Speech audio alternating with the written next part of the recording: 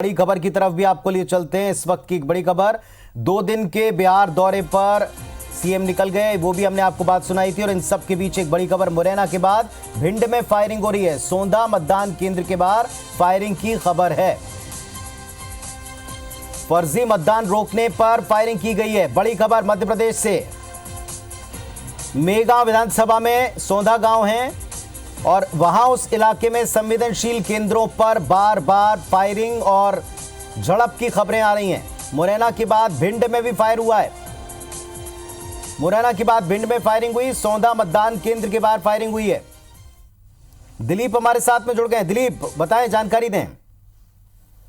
देखिए, सोंधा गांव की जो घटना है जो कि मेगा विधानसभा के अंतर्गत आती है। जो सोंधा गांव के जो मतदान केंद्र है उसके बाहर मतदान केंद्र पर शांतिपूर्ण तरीके से मतदान चल रहा था, तभी कुछ असामाजिक जो तत्व है वो एकदम उस पर जो मतदान केंद्र के अंदर घुसकर आरोप, कुछ लोगों का आरोप है कि मतलब भाजपा के जो लोग हैं उनके द्वारा फर्जी मतदान करने का प्रयास किया जा रहा था। तभी कुछ ग्रामीणों ने उनको रोकने का प्रयास किया, तो इसकी बार के चलते उन्होंने जो आधा दर्जन से अधिक लोग आए और पोलिंग बूथ के बाहर हवाई फायर करना शुरू कर दिया, जिससे जो मतदाता थे वो तितर बितर हो गए हैं। लोगों में दहशत है मतदाताओं के अंदर, और अभी पुलिस मौके पर नहीं पहुंची और फायरिंग अभी जारी है। जी, ये तमाम वो केंद्र या वो इलाके रहे हैं जहां संवेदनशीलता की पहले से गुंजाइश बताई गई थी, पहले इतिहास रहा। यहाँ पुलिस का तैनात नहीं होना, पर्याप्त बल का नहीं होना, प्रशासन की निगरानी नहीं होना, वेबकास्टिंग नहीं होना, बहुत सारे सवाल प्रशासन पर हैं। जी, निश्चित तौर पर देखा जाए तो जो जिस तरह से पुलिस का भी इसमें जो रवैया है काफी असंवेदनशील माना जा रहा है। जिस तरह से जो पोलिंग बूथ के जो संवेदनशील जो मतदान केंद्र है उनको भी कोई सुरक्षा व्यवस्था के चाक चौबंद नहीं की गई थी, और इसी कारण से जो घटनाएं लगातार बढ़ते जा रही हैं। जिस तरह से लगातार आरोपी लगाए जा रहे हैं कि मतलब जो पुलिस प्रशासन पूरी तरह से भाजपा के दबाव में काम कर रहा है, वो वही दिखाई नजर आ रहा है। जिस तरह से जो पुलिस में कोई कमजोर नजर आ रही है। चलिए, आप नजर रखें, आपसे वापस अपडेट हम लेते रहेंगे। तो मुरैना में अब तक 4 बार फायरिंग की खबर मिली और अब भिंड से भी फायरिंग की खबर मिली है। मतदान केंद्रों पर जबरदस्ती वोट कराने को लेकर के पक्ष आपस में भिड़ रहे हैं। ग्रामीण मना करते हैं, इनकार करते हैं या रोकने की कोशिश करते हैं, तो वहां भी झड़प की स्थिति बनती है। मुरैना में अब तक 4 बूथ पर फायरिंग हो चुकी है। भिंड में भी एक बूथ के ऊपर फायरिंग की खबर मिली है। सुमावली विधानसभा के जौरी गांव में फायरिंग की आपको तस्वीरें तक हमने दिखाई। तो चंबल अंचल में गोली चलने का भी इतिहास रहा है। चुनाव के दरमियान हिंसा का, अशांति का इतिहास रहा है और ये प्रशासन को भी अच्छी तरह पता है। इन सब के बावजूद 4 घटनाएं मुरैना में अब तक घट चुकी हैं गोली चलने की। सुमावली विधानसभा के जौरी गांव में भी फायरिंग की तस्वीरें आपको दिखाई थी। और इन सब के बीच में 28 सीटों पर वोटिंग लगातार जारी है। मुरैना में अभी तक 4 बूथों पर फायरिंग की खबर मिली है। भिंड में एक बूथ के ऊपर फायरिंग की गई है और अभी भी कुछ तत्व ऐसे बताए जाते हैं जो संवेदनशील केंद्रों के आसपास घूम रहे हैं, मंडरा रहे हैं।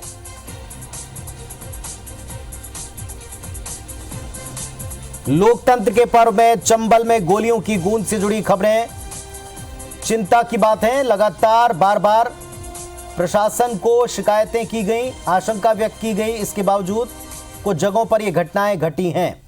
भिंड में भी एक बूथ के ऊपर फायर हुआ।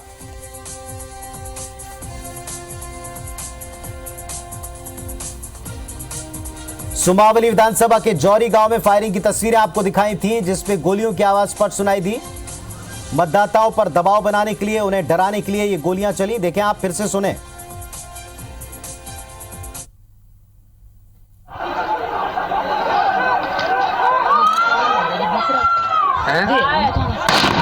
जीरो है मान तो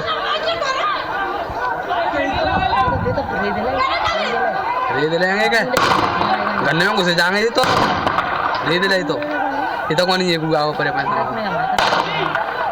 बंदूक जो सिगने पे परिजी बंदूक सिगने परिजी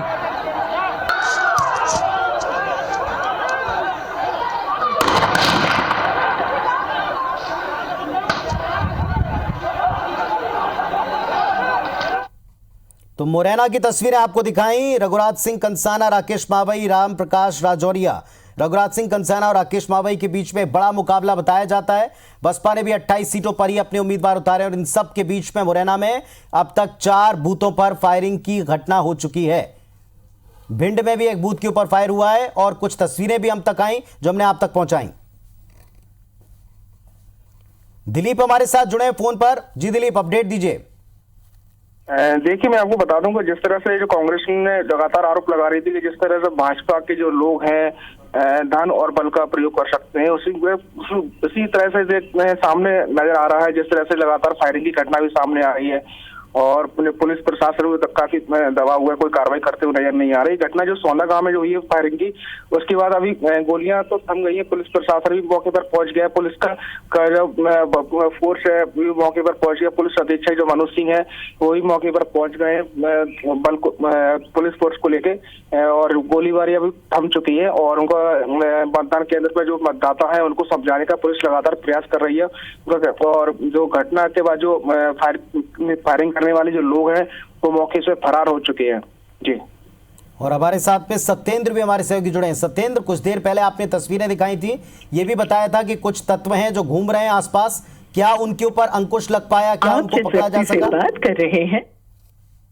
बिल्कुल, अगर ये इस कहने में निसंकोच है कि जो ताड़ातोड़ जो गोलियां चलाई जा रही हैं उसके बाद में अभी पुलिस प्रशासन ने कोई अंकुश नहीं लगा पाया है। और पुलिस प्रशासन लगातार ये दावे तो कर रही है कि हम लोग यहाँ प्रयास कर रहे हैं, लेकिन अभी तक कोई अंकुश नहीं लगा पा रहा है। कुछ जगहों से अभी सूचनाएं आ रही हैं कि वहाँ पर फायरिंगें हो रही हैं, लेकिन पुलिस की तरफ से अभी कोई ठोस जवाब नहीं आ रहा है। जिस तरीके से जो अवैध हथियार है उनसे फायरिंग की जा रही है, तो कहीं ना कहीं पुलिस पर भी बड़े सवालिया निशान उठते नजर आ रहे हैं। और जिस तरीके से पुलिस को जो सुरक्षा व्यवस्था की बात की जा रही है, तो इस फायरिंग की घटनाओं से जो वोटर्स है वो कहीं डरा हुआ है और जो मतदाता है वो वोट डालने के लिए नहीं कहीं आ रहा है, और जो आ रहा है वो बड़ी कम संख्या में निकल कर आ रहा है। सत्येंद्र, अब तक वोटिंग की क्या स्थिति है?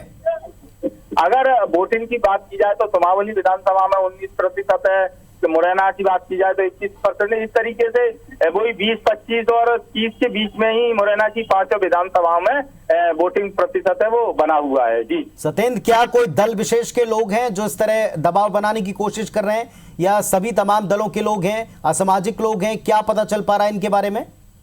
क्योंकि कांग्रेस के जो क्या कहते हैं प्रत्याशी हैं अजब सिंह कुशवाहा, उन्होंने ईदल सिंह के प्रति आरोप लगाया है। हालांकि ईदल सिंह की तरफ से कोई प्रतिक्रिया निकलकर सामने नहीं आई है कि कौन है क्या है ईदल सिंह, उधर तो कोई प्रतिक्रिया नहीं है। लेकिन कांग्रेस के जो प्रत्याशी हैं वो बराबर आरोप लगाते जा रहे हैं कि भाजपा के लोग और भाजपा चूंकि सरकार के दबाव में प्रशासन भी काम कर रहा है और कलेक्टर एसपी है, इनको पहले से भी बताया गया था कि चूंकि सुमावली विधानसभा है इसमें पहले से भी फायरिंगें होती आई हैं और कई बार बड़ी बड़ी घटनाएं भी हुई हैं, लेकिन उसके बाद भी प्रशासन ने जो व्यवस्थाएं करनी चाहिए थी वो नहीं हो पाई हैं। अगर प्रशासन समय रहते ये व्यवस्थाएं कर लेता तो मतदाता शायद है कि सही समय पर मतदान भी कर सकता था और अपने आप को सुरक्षित भी महसूस कर सकता था। बड़ी बात है ये, क्योंकि अगर सुरक्षित माहौल नहीं होगा तो मतदान कैसे होगा?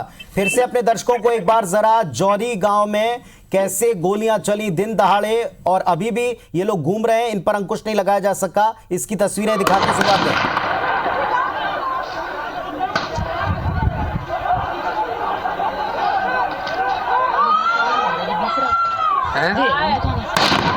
जीरो है मन तो खरीद लेंगे क्या? गन्ने में घुसे जाएंगे तो। और दिलीप हमारे सहयोगी जुड़े हैं। दिलीप, इन सबका मतदान पर भी असर पड़ा होगा? बंदूक उसके पे परिजी बंदूक उसके परिजी काफी असर पड़ा होगा। जी दिलीप, अपडेट दें, इन सबका मतदान पर भी असर पड़ता है? जी बिल्कुल, जिस तरह की जो फायरिंग की घटनाएं जो लगातार जो सामने आ रही हैं, जो फायरिंग की घटना हुई उसके बाद जो मतदान केंद्र है उसमें मतदान का रुका हुआ है और अभी मतदान शुरू नहीं हुआ है। जो मतदाता है वो तितर-बितर हो गए, जालम-वालम भाग गए हैं। दहशत के कारण वो मतदान केंद्र पर नहीं पहुंच पा रहे हैं। हालांकि जो पुलिस के जो वरिष्ठ अधिकारी हैं, जो प्रशासनिक के जो अधिकारी हैं, मौके पर पहुंच गए हैं और जो मतदाताओं को उनको समझाने का प्रयास किया जा रहा है कि वो अपना मत का प्रयोग करें। और वहीं जो मतदाता है उनका कहना है कि जिस तरह से जो पुलिस की सुरक्षा व्यवस्था में कहीं ना कहीं चूक हुई है, मतलब पुलिस फोर्स पूरी तरह से तैनात नहीं था और इसमें कुछ दूसरे गांव के जो लोग थे वो फायरिंग करने के लिए इसके लिए यहाँ इस जो मतदान केंद्र पर आए हुए थे, उन्होंने फायरिंग की घटना को अंजाम दिया है, उसके बाद मौके से फरार हो गए। और जो फायरिंग की जो घटना है काफी देर तक चली है, लेकिन इससे जो मतदाता काफी डरे हुए हैं। जी, लेकिन क्या इस पर काबू पाने के लिए प्रशासन कोई प्रयास कर रहा है या अपने हाल पर छोड़ दिया दिलीप?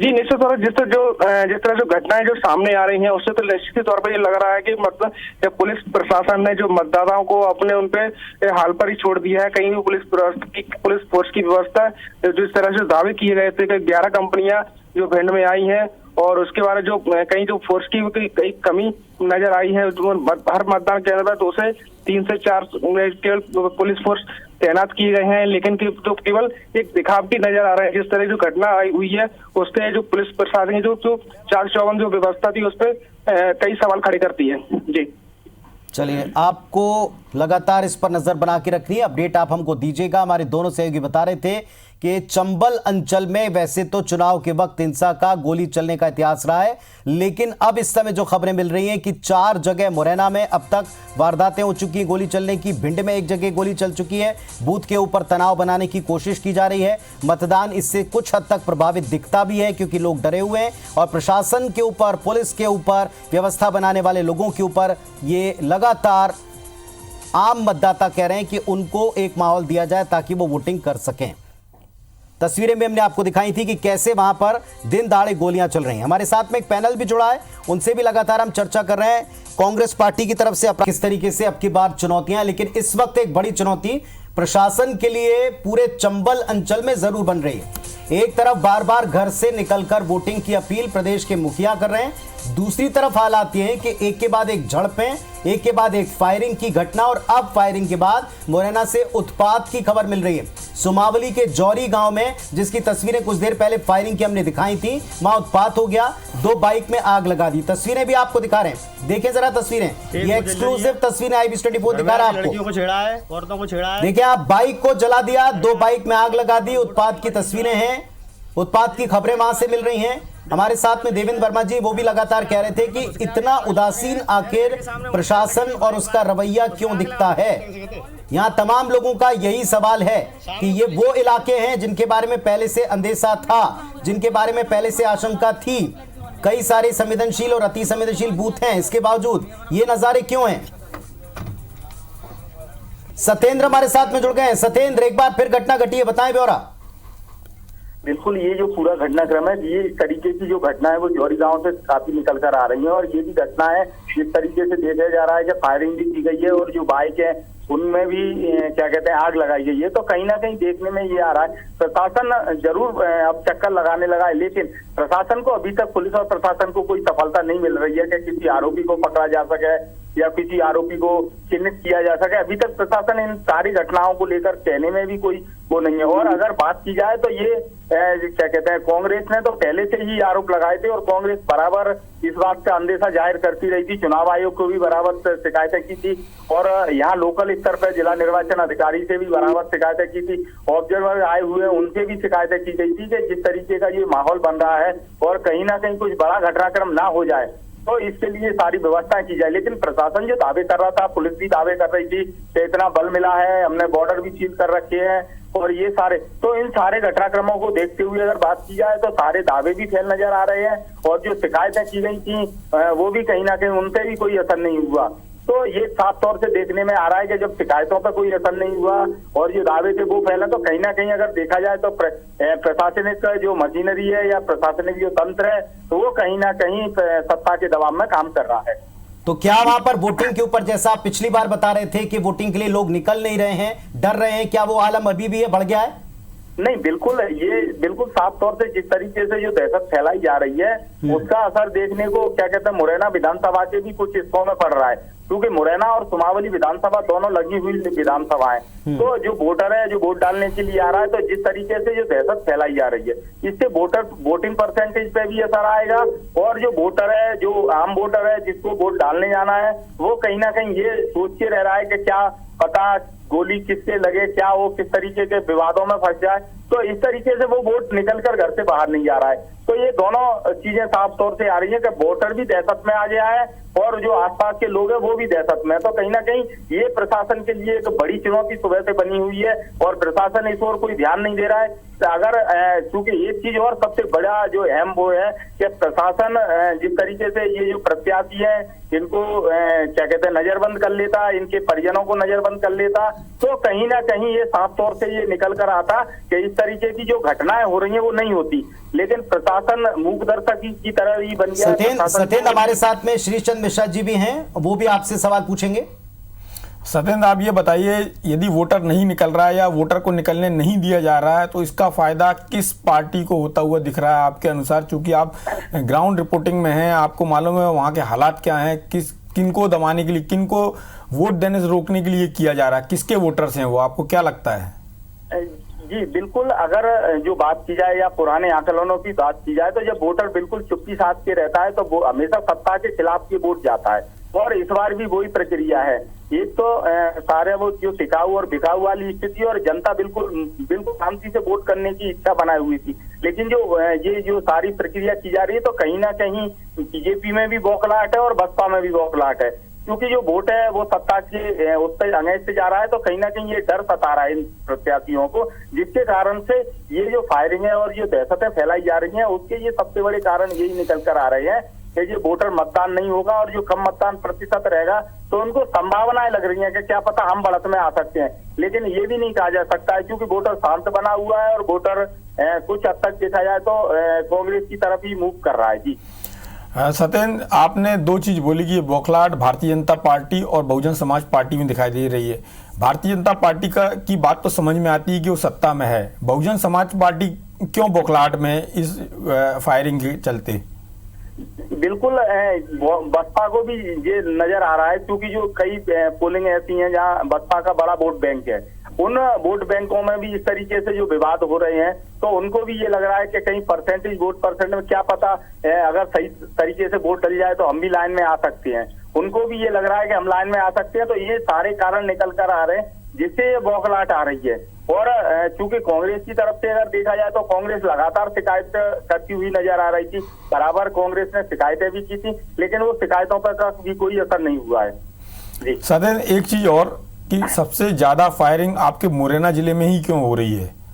वैसे तो सबसे ज्यादा हथियार आपके जिले में ही है लोगों के पास, तो ऐसी स्थिति वहां पर क्यों हो रही? प्रशासन ने सब हथियार जमा करा लिए थे चुनाव के पहले, उसके बाद ये स्थिति क्यों बन रही? जब बॉर्डर सील हो चुकी थी तो ये हथियार कहाँ से आ रहे हैं? कौन लोग हैं? क्या लोकल हैं, कहीं बाहर से हायर किए लोग हैं? कौन लोग हैं? बिल्कुल सर, जो 2 बार यहाँ हथियारों की खेप पकड़ी गई थी, एक अम्बा विधानसभा में और एक कुमावली विधानसभा में। उस समय जब कुमावली विधानसभा में अधिकारियों से सवाल किए गए थे तो उन्होंने ये कहा था, क्या ये बात बिल्कुल सही है कि कहीं ना कहीं हमारे जो बॉर्डर सील है लेकिन उसके बावजूद भी जो तस्कर हैं, चाहे वो खरगोन से हथियार लेकर आ रहे हो या उत्तर प्रदेश के अलीगढ़ से या कहीं से भी लेकर आ रहे हो, वो जो हथियार तस्कर हैं वो लेकर आते हैं और वो बड़े आसानी से चंबल के जो रास्ते हैं जहाँ क्या कहते हैं जहाँ कोई सील नहीं कर पाते हैं या नाव के सहारे या किसी भी अन्य सहारों से। और क्योंकि अगर चंबल की बात की जाए तो चंबल का जो अल्लावेली चौकी का पुल है वो सील किया जाता है, और अवसैद पुल और एक अटार वाला, ये 3 जगह सील की जाती है। बाकी जो वैसे रास्ते हैं जहाँ से नावों के सहारे या और तमाम सहारे कम पानी है उस तरीके से वो लोग निकल आते, तो कहीं ना कहीं जो चेकिंग होनी चाहिए या जो तस्करों को पकड़ना चाहिए वो। और एक अधिकारी जो यहाँ तात्कालीन एक पीएसपी, अभी उनका ट्रांसफर पीएसपी भोपाल हुआ था, उन्होंने ये स्वीकार किया था, राजेंद्र रघुवंशी जी ने, उन्होंने साफ तौर से कहा था कि हाँ ये बात बिल्कुल सही है कि चेकिंग में भी अब कमी है और ये जो हथियार आ रहे हैं ये कहीं ना कहीं बड़ी घटना को भी अंजाम हो सकता है, वारदात बड़ी वारदात है वो भी सामने आ सकती है। सत्येंद्र, मतलब ये प्रशासन की पूरी तरीके से फेलुअर ही कही जाएगी। अगर आपके पास जानकारियां हैं तो उनके पास में भी होंगी। नहीं, बिल्कुल, जब प्रशासनिक अधिकारी इन बातों को स्वीकार कर रहे हैं तो कहीं ना कहीं ये भी कहना गलत नहीं है। प्रशासन के अधिकारियों ने ये स्वीकार किया है, पुलिस के अधिकारियों ने, कि बड़ी चुनाव में बड़ी घटनाएं हो सकती हैं और वो घटनाएं सामने आ रही हैं, तो कहीं ना कहीं ये कहने में भी नहीं है कि प्रशासन को सब पता है, उसके बाद भी अंकुश नहीं लग पा रहा है। और सबसे जो बड़ा जो सवाल आता है, जो प्रत्याशी है उनको नजरबंद करना चाहिए था, चाहे वो कांग्रेस का हो, बीजेपी का हो, चाहे बसपा का हो। सबको पता है, प्रशासन को भी पता था कि इस तरीके की घटनाएं हो सकती हैं, और घटनाएं कौन घटित कर रहा है तो उन लोगों को भी। सत्येंद्र, आपको यहाँ रोकना चाहूंगा। एक सवाल मेरा ये है कि जैसा कि आपने बोला कि प्रशासन को रोकना चाहिए, अंकुश लगाना चाहिए, ये शुड बी वाले फॉर्म में जो बात हो रही है, तो क्या उनके पास इनपुट नहीं था? क्या उन्होंने व्यवस्था नहीं की थी? क्या जानबूझ के इस तरह की चीजें होने दी जा रही हैं या किसी पक्ष विशेष के लिए सब होने दिया जा रहा है? आपको क्या लगता है, वहां पर प्रशासन जानबूझ के कर रहा है कि उसकी लापरवाही है या उनके काम में ढीले हैं और लोग, क्या स्थिति है?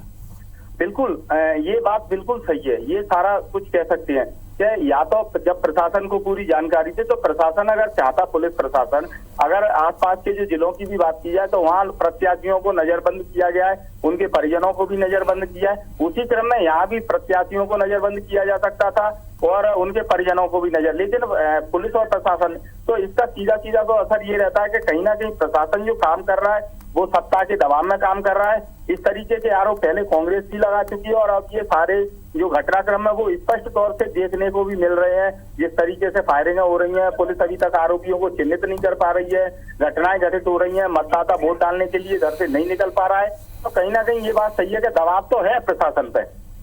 सत्येंद्र, जैसा कि आपने बोला है कि 4 जगह फायरिंग हुई है, आपके यहाँ अभी तक 4 या 5 जगह फायरिंग हो चुकी, तो ये तो वास्तविक स्थिति है जो रिपोर्ट हुई है। जो रिपोर्ट नहीं हुई, ऐसे भी कुछ मामले हो सकते हैं क्या कि और जगह फायरिंग हुई हो लेकिन प्रशासन तक या मीडिया तक उसकी जानकारी ना पहुंची हो, इंटीरियर्स में कहीं पर इस तरह की फायरिंग हुई हो?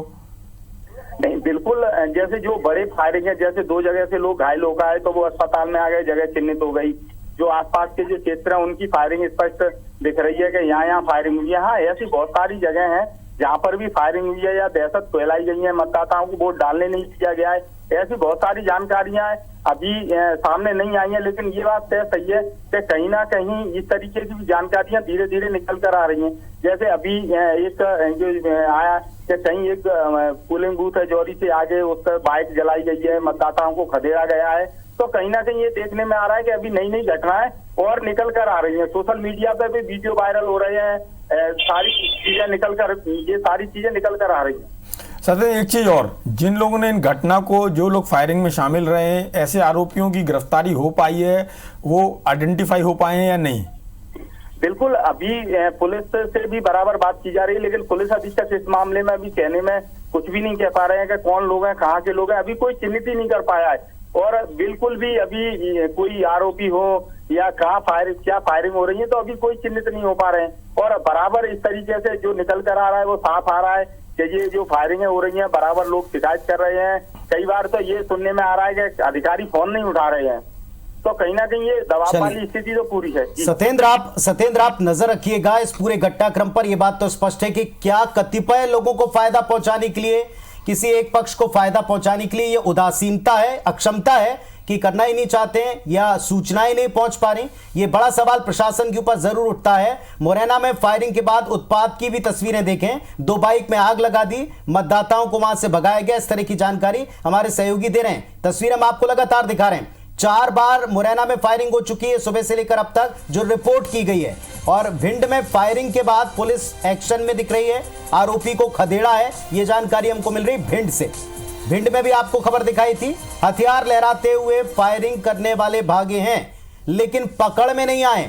खेतों में पुलिस आरोपियों का पीछा कर रही है, ऐसी भी जानकारी मिली है। दिलीप हमारे साथ में जुड़ गए, हमारे सहयोगी भिंड से। जी दिलीप, अपडेट दें। दिलीप बताएं क्या हो रहा है वहां?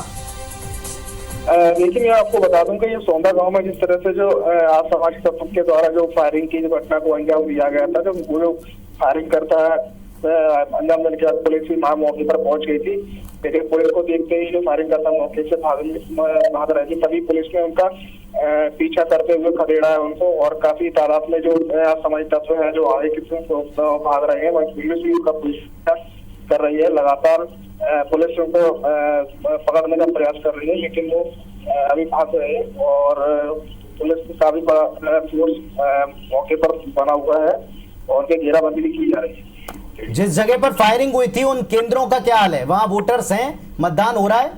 देखिए, जो फायरिंग की जो घटना हुई थी इसके बाद काफी दहशत का माहौल है, जो मतदाता है काफी डरा हुआ है, मौके पर नहीं पहुंच पा रहा है। और जो उसके एक नजदीक गाँव पड़ता है, सोना गाँव के नजदीक ठाकुरों का गाँव है, जो माड़न गाँव, बताया जा रहा है कि वहाँ के लोग थे जो फायरिंग की घटना को अंजाम देने के लिए यहाँ पर सोना गाँव में आए हुए थे। और तो काफी जो मतदाता है, हालांकि प्रशासन इनको समझाने का प्रयास कर रहा है मतदाताओं को, लेकिन काफी जो मतदाता काफी डरे हुए हैं, लेकिन मतदान अभी रुका हुआ है। जी चलिए, आप नजर रखिएगा, आपसे वापस अपडेट हम लेंगे। हथियार लहराते फायरिंग करने वाले भाग गए, पुलिस पीछा कर रही है, डीएसपी पीछा कर रहे हैं, लेकिन बड़ा सवाल यह कि जिनकी सूचना पहले से थी, जिनका अंदेशा पहले से था, वहां पर फोर्सेस पहले डिप्लॉय क्यों नहीं थे, और अगर थे तो क्या उन तक ये खबर नहीं पहुंच